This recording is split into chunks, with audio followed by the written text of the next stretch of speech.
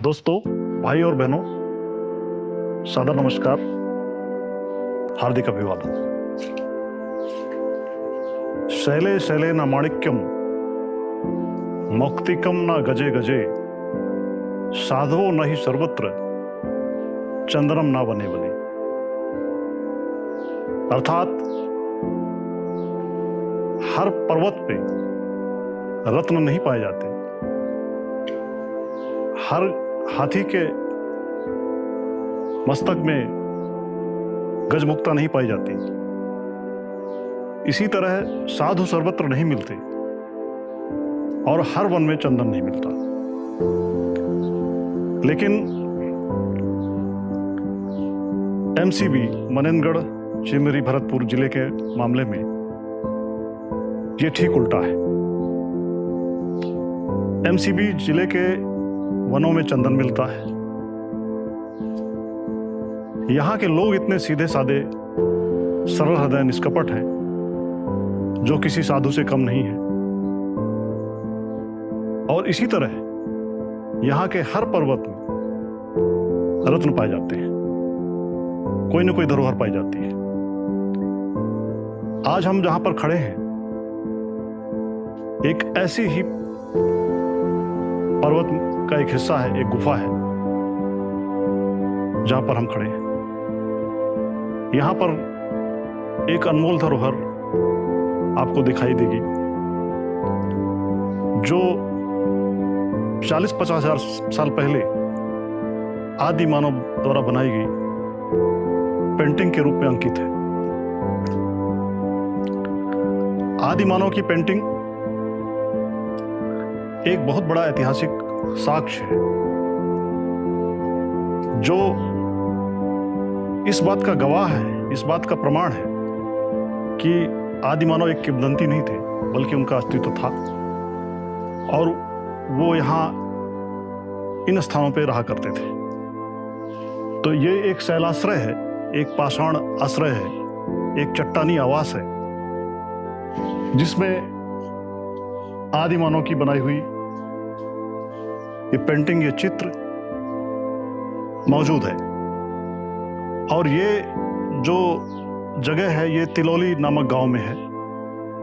तिलौली नाम के गांव के आसपास का जो जंगल का इलाका है, वहां पर इस प्रकार की गुफाएं मिलती हैं, जिनमें आदि मानव के द्वारा बनाई गई पेंटिंग्स हैं।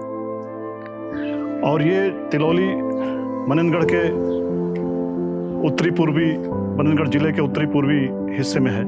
यहाँ से थोड़ी दूर पर मध्य प्रदेश का बॉर्डर है। तो ये जो पेंटिंग्स है, एक बहुत बड़ी अनमोल धरोहर है, जो प्रागैतिहासिक काल, मतलब उस समय का इतिहास, उस समय का काल जिस समय इतिहास लिखना आरंभ नहीं हुआ था, उस समय के जो कालखंड को ये रिप्रेजेंट करती हैं और ये दर्शाती हैं कि जो हमारे पूर्वज थे, जो आदि मानव थे, वो कितने कल्पनाशील थे, कितने बड़े बुद्धिजीवी थे, और वो किस प्रकार से उन्होंने अपनी भावनाओं को अभिव्यक्त किया इन चित्रों के माध्यम से। जैसा कि इन चित्रों में हिरण, बाघ, गेंडा जैसे पशु दिखाई दे रहे हैं, इसी तरह से मानवों की भी जो आकृति दिखाई दे रही है, स्त्री पुरुष की भी आकृति दिखाई दे रही है, कहीं पर तीर कमान की भी आकृति दिखाई दे रही है। तो ये जो उनकी उस समय की एक्टिविटी थी, जो क्रियाकलाप थे, उन्होंने इन चित्रों के माध्यम से प्रदर्शित किया।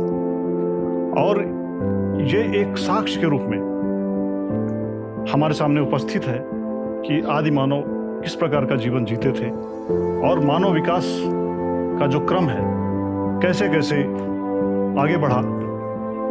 इसका एक बहुत बड़ा ये यहाँ पर मतलब एक प्रकार से यहाँ पर बहुत बड़ा प्रतीक उपलब्ध है, एक बहुत बड़ा साक्ष्य उपलब्ध है, एक बहुत बड़ा एविडेंस उपलब्ध है। तो ये जो है, हम आपको और इसको नजदीक से दिखाते हैं किस प्रकार से ये पेंटिंग्स है। स्पष्ट रूप से ये हिरण दिखाई दे रहा है, यहाँ पर मानव दिखाई दे रहे हैं, यहाँ पर कुछ और पशु दिखाई दे रहे हैं, यहाँ पर बाघ और भालू, इस टाइप के करीब जानवरों का यहाँ पर चित्रण किया गया है। तो ऐसी अनेक गुफाएं हैं जो ये तिलौली के आसपास के जो जंगल हैं उनके अंदर स्थित हैं, जिनमें आदि मानव के बनाए हुए चित्र मिलते हैं।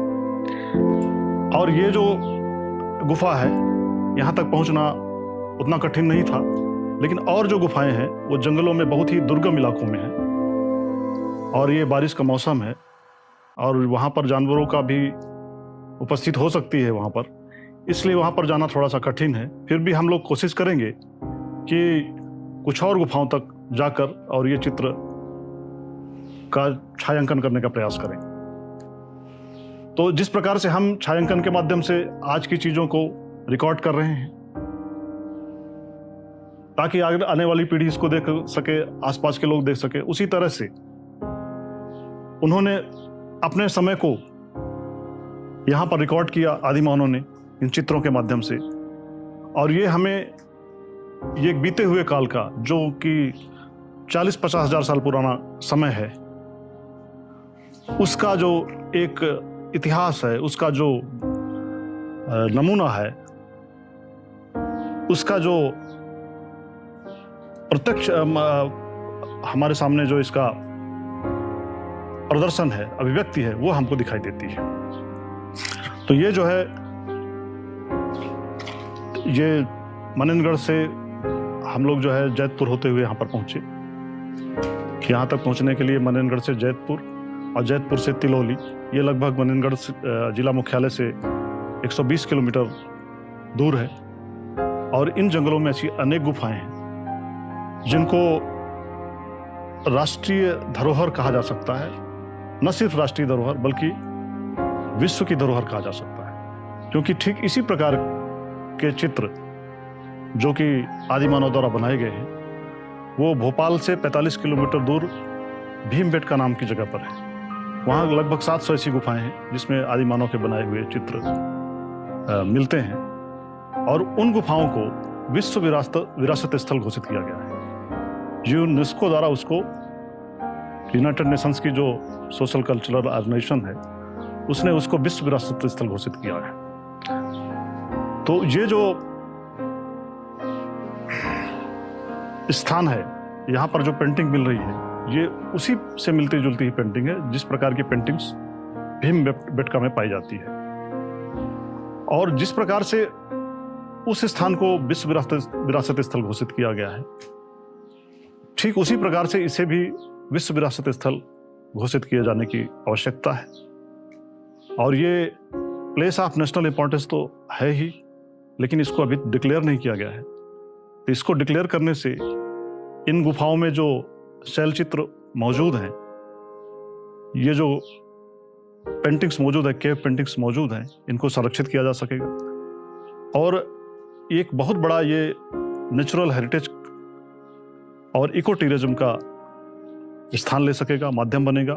लोग को यहाँ पर एक पहुँचने के लिए, दिखाने के लिए एक बहुत बड़ा इतिहास का झरोखा दिखाई देगा, जिसके माध्यम से बहुत से लोग अपने अतीत में झांक सकते हैं और ये जान सकते हैं कि हमारे पूर्वज कैसे थे और कैसा जीवन जीते थे। तो इसके बाद हम आपको आइए ले चलते हैं एक और दूसरी गुफा की तरफ, जो यहाँ से लगभग 6-7 किलोमीटर दूर है।